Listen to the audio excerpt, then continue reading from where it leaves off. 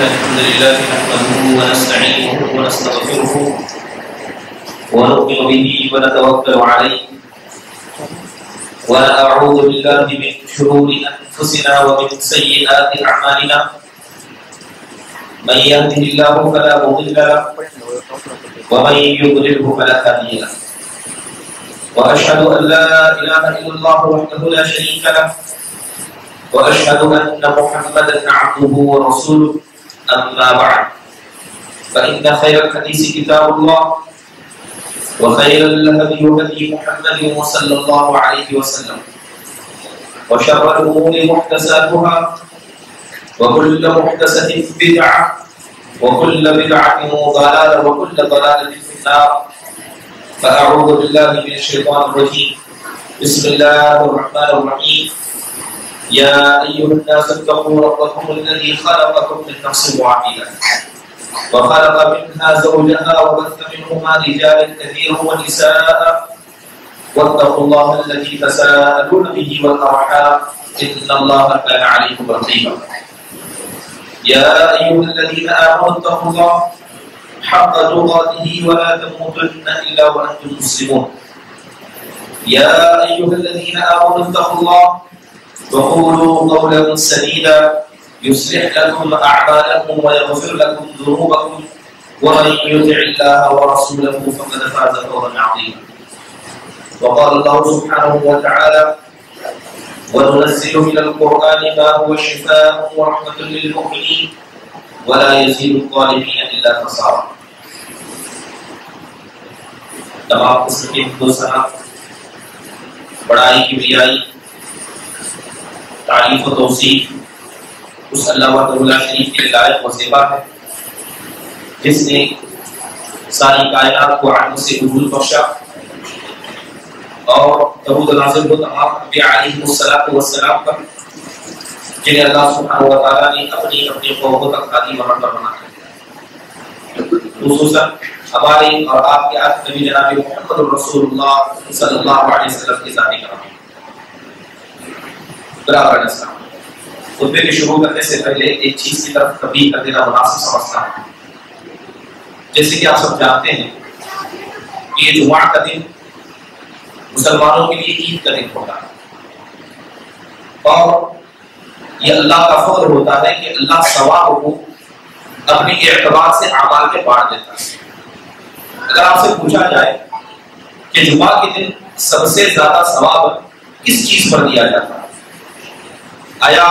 جمعہ کی نماز پر امام کے خطبے پر یا صرف جمعہ میں حاضر ہونے پر تو اس بات کو سن لیں سمجھ لیں کہ جمعہ کے دن سب سے زیادہ جو ثواب دیا جاتا ہے وہ امام کے خطبے کو سننے کا یہاں بہت سارے لوگوں کو دیکھا گیا کہ مسجد میں داخل ہو گئے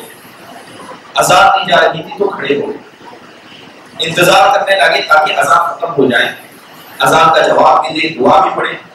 اور جیسے ہی امام خطبہ شروع کرتے ہیں وہ نماز پڑھنا شروع کر دیتے ہیں اب یہاں پر دو چیزیں آ گئی ایک چیز یا تو آپ انتظار کریں اور اذان کا جواب دیں اذان کے بعد کی دعا پڑھیں اور جیسے امام ممبر پر آ جائے نماز پڑھنے کے لیے کھڑے ہو جائیں علامہ ابن باز رحمہ اللہ سے پوچھا گیا تو آپ نے فرمایا کہ اذان کے جواب دینے سے اسی طرح اذان کے بعد کی دعا پڑھنے سے افضل یہ ہے کہ انسان امام کا خطبہ سنے تو لہذا جو کوئی مسجد میں آئے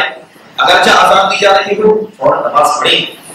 اور نماز اور سنت پڑھنے کے لیے کھڑے ہو جائیں تاکہ امام جیسے ہی خطبہ شروع کرے ہر کلمہ آپ کے کان پر پڑھے اللہ تبارک و تعالیٰ صحیح پر سب عمل کرنے کی توفیق نصیب فرمائے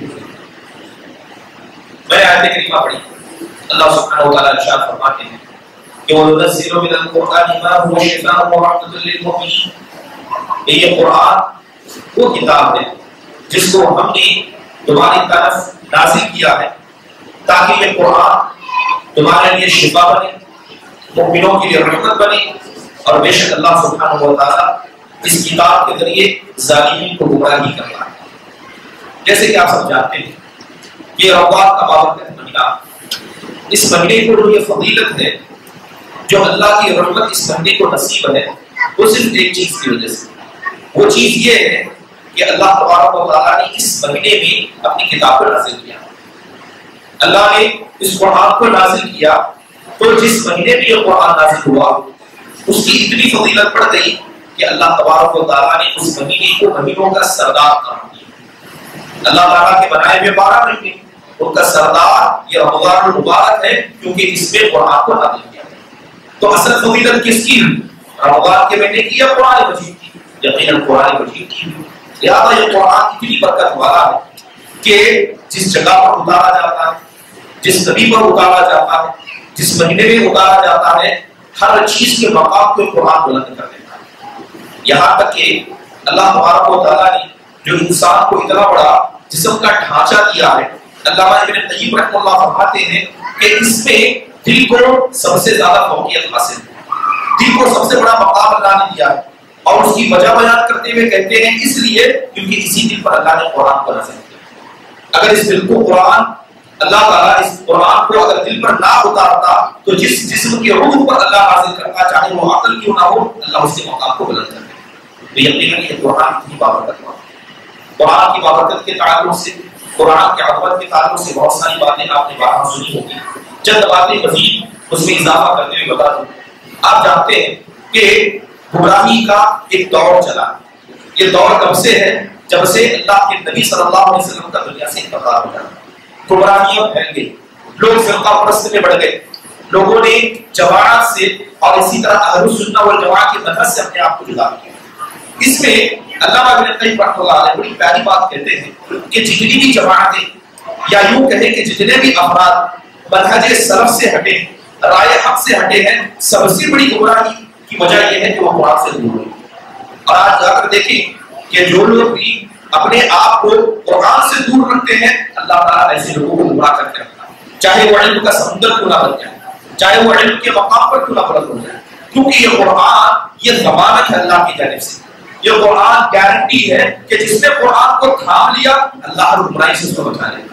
اور اسی کا ذکر اللہ سبحانہ و تعالیٰ نے قرآن مجید میں کیا۔ اللہ فرماتا ہے کہ فَإِمَّا يَأْتِيَنَّكُم مِّنِّي هُدًى، اے نبی صلی اللہ علیہ وسلم اگر ہماری جانب سے آپ کے پاس ہدایت پہنچی، فَمَن تَبِعَ هُدَايَ، اور جو آدمی اس ہدایت کی اتباع کرے گا، فَلَا يَضِلُّ وَلَا يَشْقَىٰ، نہ وہ آدمی گمراہ ہوگا اور نہ وہ آدمی بدبخت ہوگا۔ ابن قیم رحمہ اللہ فرماتے ہیں کہ اللہ تعالیٰ اس آیت میں اشارہ کرتے ہوئے کہتا ہے کہ جس نے اس قرآن کو مضبوطی سے پکڑ لیا، نہ اللہ دنیا میں گمراہ کرے گا اور نہ آخرت کی طرف کو شرمندہ کرے گا۔ تو لہٰذا دنیا کی گمراہی سے بچنے کا واحد ذریعہ قرآن کو مضبوطی سے پکڑنا ہے، اور آخرت میں شرمندگی سے بچنے کا سب سے بہترین ذریعہ کیا ہے؟ قرآن کو مضبوطی سے پکڑنا۔ بلکہ آپ یوں سمجھیں کہ دنیا کے اندر آنے کے بعد جتنے بھی نیک ہم کام کرتے ہیں، چاہے وہ نماز پڑھیں، چاہے روزہ رکھیں، حج کریں، صدقہ و خیرات کریں، کسی بھی عمل کا ثواب گارنٹی نہیں ہے، کسی بھی عمل کا ثواب ضروری نہیں ہے کہ اللہ دے گا، ہو سکتا ہے اللہ اسے ضائع نہیں کر دے، انسان کی نیت کے اعتبار سے اللہ تبارک و تعالیٰ کیا ہے اسے ختم بھی کر سکتا ہے، لیکن ایک ایسا کلام ہے یا یوں کہے کہ قرآن مجید ایک ایسی کتاب ہے کہ جس نے اس کو پڑھا، چاہے وہ جس نیت سے بھی پڑھے، اللہ اس کے ثواب کو کبھی ضائع نہیں کرے گا، اللہ اسے ضرور ثواب دے گا۔ بلکہ اللہ تو یوں کہتا ہے کہ جو ہدایت ہے اس کا ضامن ہی یہ کتاب ہے۔ قرآن اللہ فرماتا ہے کہ ان الذین یتلون کتاب اللہ، کہ بے شک جو لوگ قرآن مجید کی تلاوت کرتے ہیں، واقاموا الصلاۃ، نماز کو قائم کرتے ہیں، وانفقوا مما رزقناهم سرا وعلانیہ، اور اللہ نے جو مال ان کو دیا ہے اسے چھپا کر لوگوں کے سامنے علانیہ طور پر خرچ کرتے ہیں، یرجون تجارت لن تبور، حقیقت میں وہ اللہ کے ساتھ ایک ایسی تجارت کر رہے ہیں جس تجارت میں کبھی ان کو نقصان ہونے والا ہے، جس تجارت میں ہمیشہ کامیاب ہونے والے ہیں۔ امام ابن کثیر فرماتے ہیں کہ جس نے قرآن کی تلاوت کی، جس نے قرآن پر عمل کیا اور جس نے قرآن کو اپنی حرز جان بنایا، اللہ ان کا ثواب انہیں ضرور دے گا۔ اللہ نے اس چیز کو اپنے اوپر واجب قرار دیا۔ اور ایک آیت کہ قرآن شفا ہے، یہ دل کے بیماری کے لیے شفا ہے، یہ جسم کی بیماری کے لیے شفا ہے، یہاں تک کہ انسان کی روح کو بھی جو بیماریاں لگ جاتی ہیں، جو زنگ لگ جاتا ہے، اللہ تبارک و تعالیٰ نے اس روح کی جو زنگ ہے، بیماری ہے، اس کے لیے اللہ تعالیٰ نے قرآن کو شفا بنایا۔ یہ قرآن اتنا برکت والا ہے۔ محترم سامعین، آپ جانتے ہیں کہ دنیا میں اللہ والے تو بہت، انبیاء بھی اللہ والے تھے، صدیقین بھی اللہ والے تھے، شہداء بھی اللہ والے تھے، اور اسی طرح ہر وہ آدمی جو قرآن سے قریب ہوگا وہ اللہ والا ہوگا۔ مگر ان اللہ والوں میں کچھ خصوصی طور پر اللہ کے خاص جنہیں کہا جا سکتا ہے کہ یہ اللہ کے خاص ہیں. وہ انبیاء بھی ہو سکتے ہیں, وہ صدیقین بھی ہو سکتے ہیں, وہ شہداء بھی ہو سکتے ہیں, بلکہ یوں کہا جائے کہ وہ عام لوگوں میں سے ہو سکتے ہیں. اللہ کے رسول صلی اللہ علیہ وسلم کی بڑی معروف حدیث ہے. اللہ کے رسول صلی اللہ علیہ وسلم فرماتے ہیں کہ للہ من الناس اهل, کہ لوگوں میں دو قسم کے لوگ ایسے ہیں جو حقیقت میں اللہ والے. کیا مطلب اللہ والوں کا؟ اللہ والوں کا مطلب یہ ہے کہ اللہ تعالیٰ ان کی حفاظت کرے گا, اللہ ان کے عمل کو برباد نہیں کرے گا. قیامت کے دن جب فیصلہ اللہ کا چلے گا اللہ انہیں عزت دے گا. یہ ہوتے اللہ والے. تو اللہ کے نبی نے فرمایا کہ دو قسم کے لوگ ایسے ہیں جو اللہ والے. تو صحابہ نے تعجب سے سوال کرتے ہوئے کہا من ہو یا رسول اللہ صلی اللہ علیہ وسلم, اے اللہ کے نبی ہمیں بتائیے کہ وہ اللہ والے کون ہیں. تو اللہ کے نبی فرماتے ہیں اہل القرآن اہل اللہ و اہل اللہ الخاصہ, فرماتے ہیں کہ یہ قرآن والے یہ اللہ والے ہیں اور اللہ کے سب سے خصوصی اور برگزیدہ بندے ہیں. تو اسی لیے دیکھیں کہ جن لوگوں نے اس قرآن کریم کو اپنایا, چاہے اسے یاد کرنے کے اعتبار سے ہو, اس کی تلاوت کے اعتبار سے ہو, اس پر عمل کرنے کے اعتبار سے ہو, یا اس کی تفسیر کرنے یا اس کے سننے کے اعتبار سے ہو, اللہ تعالیٰ نے اپنا قریبی بنا لیا. اور ایک بڑی معروف روایت پیش کی جاتی ہے, اللہ کے نبی صلی اللہ علیہ وسلم فرماتے ہیں کہ ان اللہ یرفع بهذا الكتاب اقواما ويدعو به آخرین. یہی وہ قرآن ہے جس نے بھی اپنایا اللہ تعالیٰ نے دنیا میں انہیں بلند مقام عطا کیا, انہیں بلند مقام عطا کیا. یہ بھی روایت آپ نے بارہا سنی ہے کہ ایک صحابی رسول حضرت نافع بن عبد الحارث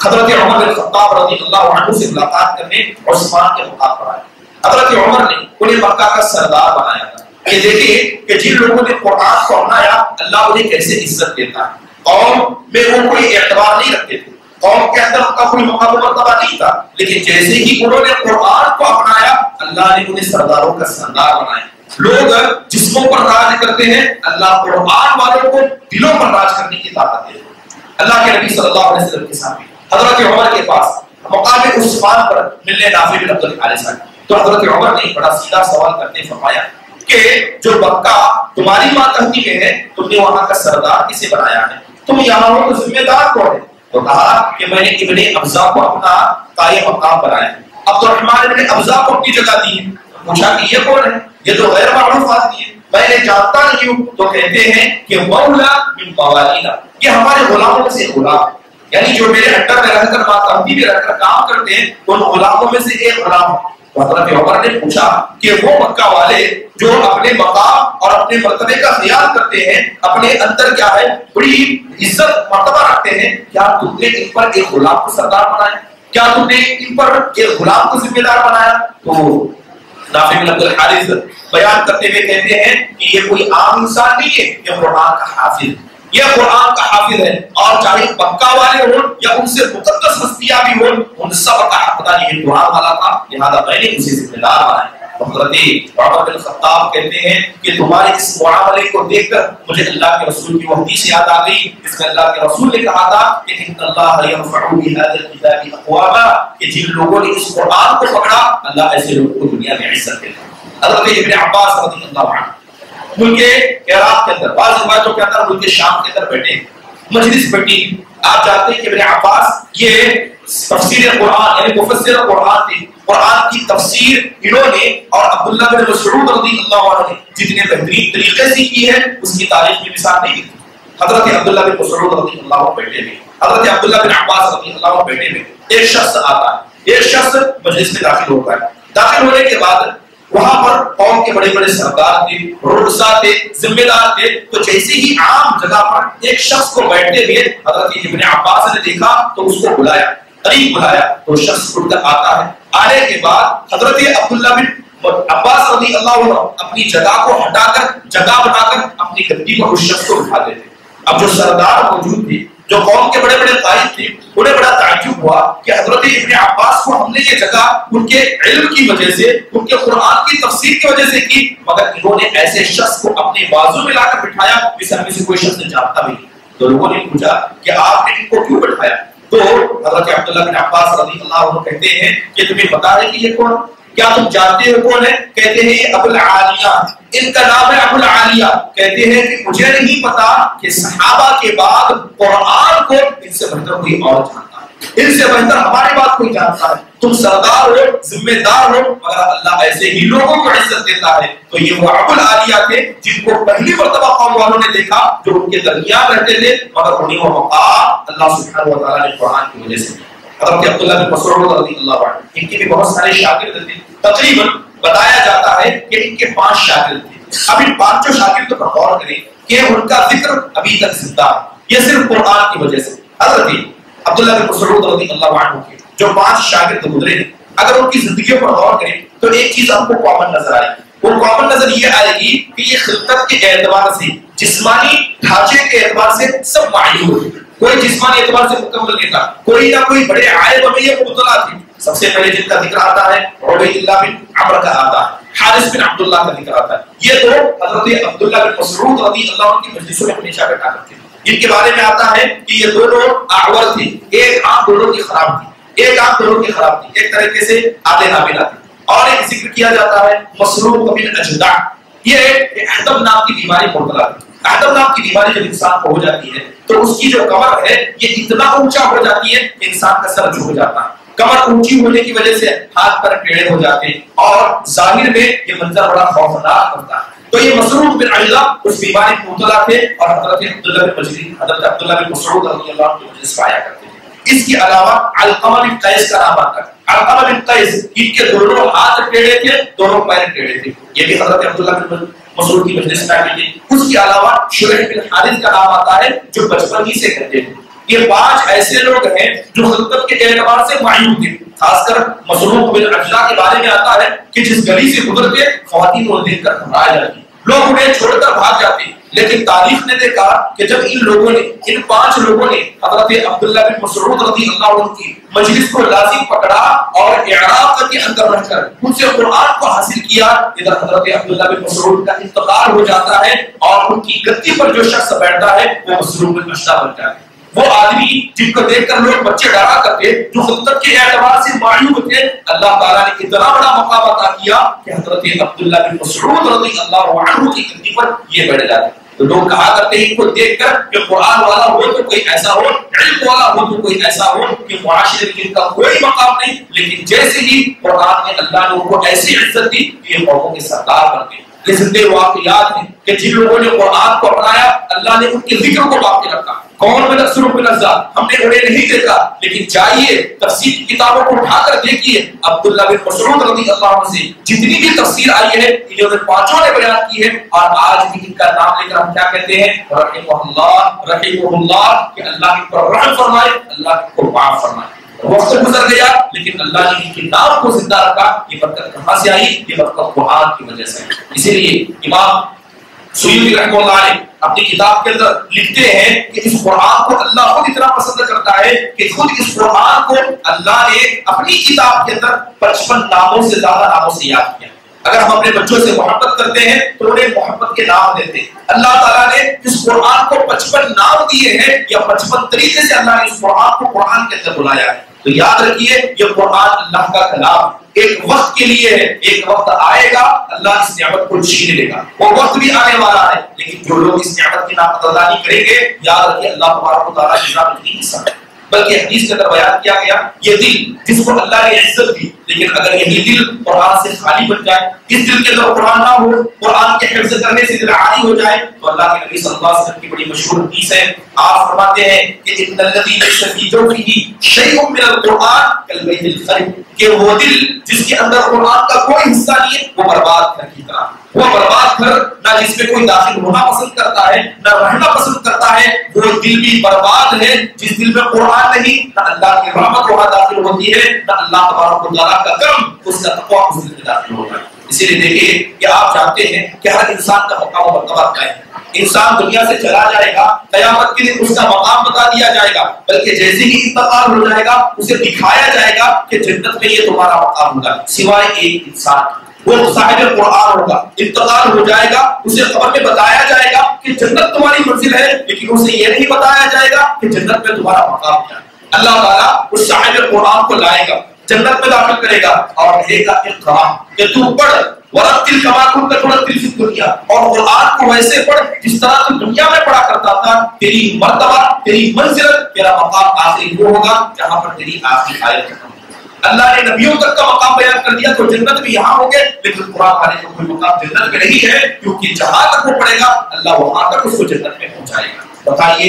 یہ قرآن اتنی عظمت والا ہے اور اسے یاد کرنا اتنی برکت کا باعث ہے۔ آپ دیکھیں کہ یہ قرآن کریم، اس کے لیے سلف صالحین نے کیسی محنتیں کی۔ آپ جانتے ہیں کہ آج جو قرآن ہمارے سامنے موجود ہے، یہ قرآن جس طرح ہمارے سامنے موجود ہے اس ترتیب سے قرآن نازل نہیں ہوا۔ اگر ابھی قرآن ہم اٹھاتے ہیں تو سب سے پہلی سورت سورہ فاتحہ نظر آتی ہے، اس کے بعد دوسری سورت سورہ بقرہ نظر آتی ہے۔ یہ سورہ بقرہ نازل ہونے کے اعتبار سے 80 نمبر یا اس سے بعد والی سورت ہے، تو گویا سورہ بقرہ سے پہلے 80 سورتیں نازل ہو گئی تھی۔ اب سوال یہ پیدا ہوتا ہے پھر قرآن کی ترتیب ایسے کیوں ہے؟ قرآن کی ترتیب ایسی کیوں ہے؟ آپ غور کریں کہ سلف صالحین نے کتنی محنت کی ہوگی تب جا کر انہوں نے قرآن کو سیکھا۔ آپ جانتے ہیں جب اللہ تبارک و تعالیٰ نے لوح محفوظ پر پہلی مرتبہ رمضان کے مہینے میں بیت وقت قرآن کو نازل کیا، تقریباً 23 سال تک قرآن وقت سے نازل ہو رہا، 23 سال تک قرآن نازل ہوا، اور جیسے قرآن نازل ہو رہا تھا صحابہ کرام ویسے اس کو یاد کرتے کہ پہلے اقرأ باسم ربک الذی نازل ہوا، پھر اس کے بعد مدثر نازل ہوا، سورہ مزمل نازل، ایسے ہی صحابہ کو یاد تھا کیونکہ ایسے ہی قرآن نازل ہو رہا تھا۔ لیکن جس سال اللہ کے رسول کا انتقال ہوا اس سال حضرت جبرائیل آپ کے پاس آتے، ہر رمضان آتے، قرآن یاد دلاتے، لیکن جس سال اللہ کے نبی کا انتقال ہوا ہر سال میں جبرائیل ایک مرتبہ قرآن کو یاد دلاتے، لیکن جس سال آپ کا انتقال ہوا جبرائیل نے 2 مرتبہ آپ کو قرآن یاد دلائے۔ وہ ایسا یوں ہوا کیونکہ آخری مرتبہ میں حضرت جبرائیل نے پورے قرآن کی ترتیب کو بدل دیا۔ قرآن مکمل نازل ہو چکا تھا، حضرت جبرائیل نے کہا کہ جائیے پہلے سورہ فاتحہ رکھیے، سورہ بقرہ رکھیے، اور قرآن کی ترتیب کو اس طرح کر دیا گیا، قرآن کی پوری ترتیب کو بدل دیا گیا۔ صحابہ کرام نے الگ ترتیب سے یاد کیا ہے، اللہ کے نبی کے انتقال سے 6 مہینے پہلے قرآن کی پوری ترتیب کو بدل دیا جاتا ہے۔ آج بھی حافظ قرآن موجود ہے، ان سے کہیے کہ جس ترتیب سے آپ نے یاد کیا ہے اس کے علاوہ دوسری ترتیب سے آیتوں کو اور سورتوں کو یاد کیجئے، تب پتہ چلے گا کتنے کے نیچے کا تھا۔ صحابہ کرام اللہ کے نبی کا انتقال ہو جائے،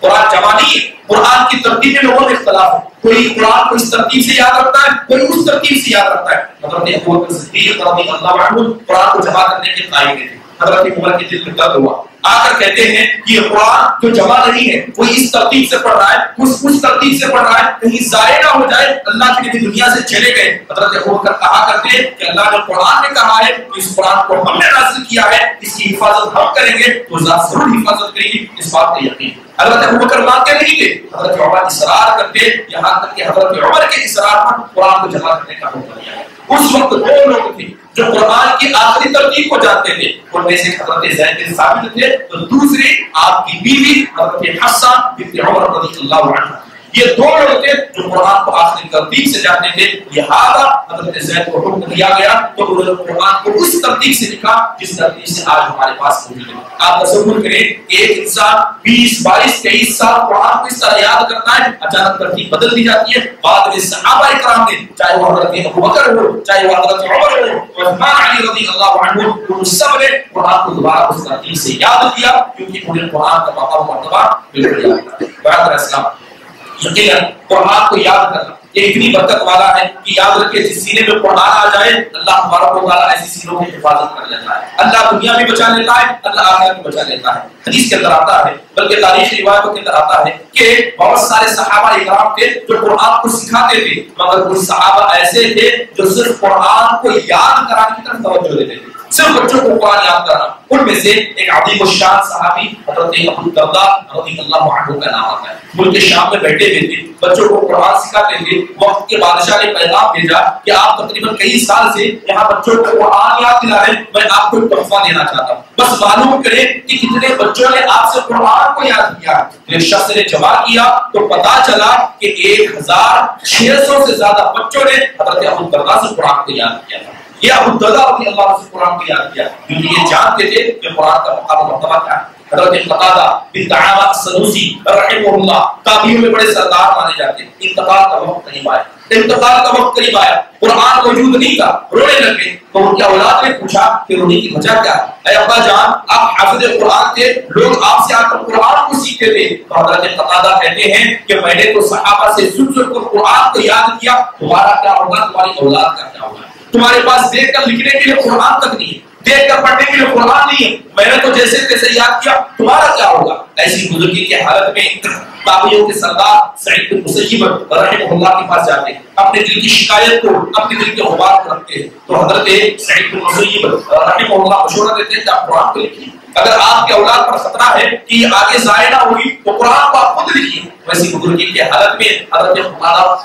بن دعامہ السدوسی رحمہ اللہ علیہ قرآن کو لکھنا شروع کرتے ہیں، لکھنا شروع کرتے ہیں، تھوڑا لکھتے جا کر حضرت سعید بن مسیب کو دکھاتے اور اس کی تصحیح کرتے۔ اللہ تعالیٰ نے توفیق دی کہ انتقال سے پہلے انہوں نے قرآن کو لکھ دیا اور اپنی اولاد کو وصیت کی، یہی وہ کتاب ہے جس کے ذریعے اللہ نے عزت دی ہے، میں نے اس قرآن کو لکھا اس لیے ہے تاکہ میرے بعد جانے کے بعد تم اس کو یاد رکھو اور تم اس کو پڑھا کرو۔ یقیناً کہ سلف صالحین نے قرآن کے تعلق سے محنتیں کیوں کی؟ کیونکہ انہیں پتا تھا کہ قرآن کا بقا و مرتبہ کیا ہے۔ امام مالک بن دینار رحمہ اللہ قرآن کو پڑھا کرتے، قرآن کو پڑھا کرتے، پورا قرآن یاد تھا، پورا قرآن یاد تھا، پڑھا کرتے پڑھتے پڑھتے ایک حرف گر جاتا، کئی غلطی کرتے زاروں قطار ہونے لگ جاتے، کہتے کہ یہ قرآن کا حرف میں کیسے بھول گیا؟ تو لوگ کہتے ہیں قرآن کا حرف تو ہے، اللہ نے انسان کے ذہن کو کمزور پیدا کیا، ہو سکتا ہے بھول جائے، تو کہتے تھے کہ ایسا ہو نہیں سکتا، یہ قرآن اللہ کا کلام ہے، اگر سینے میں آ جائے انسان بھول جائے تو کہتے تھے کہ وما ربک بالظلام للعبید، کہ تمہارا رب بندوں پر ظلم کرنے والا نہیں ہے، یقیناً میرے گناہوں کا نتیجہ ہے، یہ میرے گناہوں کا نتیجہ ہے کہ میں قرآن کو بھول گیا۔ آج غور کریں کہ اگر اس اعتبار سے دیکھا جائے تو کتنے معاشرے میں لوگ ہیں جو قرآن کو یاد کرتے ہیں، کتنوں کے سینے میں قرآن یاد ہے۔ اسی لیے سلف صالحین میں خاص کر ابن سیرین رحمہ اللہ یہ بات فرمایا کرتے کہ جن کے اولاد حافظ قرآن نہیں ہے کہیں نہ کہیں تو ان کے ماں باپ کے گناہ کا اثر ہے، یہ ان کے ماں باپ کے گناہوں کا نتیجہ ہے۔ اگر ماں باپ نیک ہو تو اولاد پر اثر پڑتا ہے۔ یاد رکھیے کہ جن لوگوں کی سینے سے قرآن دور ہے کہیں نہ کہیں یہ اللہ سبحانہ و تعالیٰ کی ایک فیصلہ ہے کہ اللہ نے اپنی رحمت سے آپ کو دور کیا۔ سلف صالحین بزرگی کی حالت میں قرآن یاد کرتے تھے۔ حضرت ابوبکر اللہ کے نبی صلی اللہ علیہ وسلم سے چھوٹے تھے مگر انہوں نے اس عمر میں قرآن کو یاد کیا کیونکہ انہیں پتا تھا۔ حضرت علیہ السلام کتنے ایسے سلف صالحین تھے، خصوصی طور پر صحابہ اکرام کہیں یا اس کے بعد تابعین کہیں، کوئی ایسا دن نہیں گزرتا تھا جس دن انہوں نے مصحف کو نہ دیکھا ہو۔ امام نووی رحمہ اللہ علیہ اپنی کتاب کے اندر لکھتے ہیں کہ صحابہ اکرام روزانہ قرآن کو کھول کر دیکھا کرتے کیونکہ وہ سمجھتے تھے کہ قرآن کو دیکھنا بھی عبادت ہے، جس طرح قرآن کو پڑھنا عبادت ہے صرف قرآن کو دیکھنا بھی عبادت ہے۔ آپ جانتے ہیں کہ حضرت عثمان بن عفان رضی اللہ عنہ کو گھر میں گھیر لیا گیا تھا، آپ کو روک دیا گیا تھا، آپ کے گھر سے قرآن نکال لیا گیا تھا، نہ آپ کو مسجد میں آنے کی اجازت دی جاتی اور نہ ہی مصحف کو پڑھنے کی اجازت دی جاتی۔ آپ کی بیوی نائلہ دیکھتی کہ حضرت عثمان کتنا پریشان ہوتی، کس قدر پریشان ہوتے، یہاں تک کہ وہ گھر سے باہر نکلتی ہیں اور جا کر ان درباریوں سے کہتی ہیں اس انسان کو یا تو قتل کر دو یا تو اس کے ہاتھ میں مصحف دے دو، اس انسان کو قتل کر دو یا مصحف دے دو۔ جس طرح پانی کے باہر میں مچھلی کو تڑپتا دیکھتی ہوں میں حضرت عثمان بن عفان کو قرآن سے دور دیکھ کر اس کا تڑپتا دیکھتی ہوں، مجھے رحم ہوتا ہے یا تم اس کو مار دو، اس کو تکلیف سے آزاد کر دو یا کم از کم مصحف دے دو جس کے ذریعے اپنے دل کو سکون پہنچا سکے۔ یقیناً یہ عظیم عبادت تھی جسے سلف صالحین نے انجام دیا۔ اسی لیے اللہ فرماتے ہیں کہ قرآن کا تعلق ایک مومن سے ایسا ہی ہوتا ہے اس طرح ایک مچھلی کا تعلق پانی سے، اگر پانی سے مچھلی کو نکال دیا جائے تو کیا اس کی زندگی کی امید کی جا سکتی ہے؟ اسی طرح ایک حقیقی مومن ہے اگر اسے قرآن سے دور کر دیا جائے تو اس کی زندگی بھی ناممکن ہے۔ اسی طرح ہر مومن کو ہونا چاہیے کہ وہ قرآن سے اس طرح کا شغف بنائے۔ اللہ کے نبی صلی اللہ علیہ وسلم حافظ القرآن تھے، صحابہ حافظ القرآن تھے، قرآن کی تلاوت کرنا سبحان اللہ یہ اللہ کے رسول صلی اللہ علیہ وسلم کی زندگی کا سب سے محبوب مشغلہ تھا، بلکہ بسا اوقات ایک ہی آیت کو اللہ کے نبی اتنی بار پڑھا کرتے کہ لوگوں کو خطرہ محسوس ہوتا کہ کہیں اللہ کے رسول صلی اللہ علیہ وسلم کے ساتھ کوئی معاملہ تو نہیں ہوا۔ حضرت ابو ذر غفاری رضی اللہ عنہ کہتے ہیں کہ ایک مرتبہ میں رات میں کعبۃ اللہ میں داخل ہوا، رات میں کعبۃ اللہ میں داخل ہوا تو کیا دیکھتا ہوں کہ ایک آیت اللہ کے رسول پڑھ رہے ہیں، اسی آیت کو دوہرا رہے ہیں، پڑھ رہے ہیں۔ اس طرح اللہ کے نبی نے مکمل رات کو ختم کیا اور تمام وقت میں صرف اللہ کے نبی ایک ہی آیت کو پڑھتے تھے۔ وہ آیت کیا تھی؟ ان تعذبهم فانهم عباد، اے اللہ اگر تو انہیں عذاب دے تو یہ تیرے بندہ ہے، تیرے بندے ہیں جسے تو نے پیدا کیا ہے، وان تغفر لهم فانك انت العزیز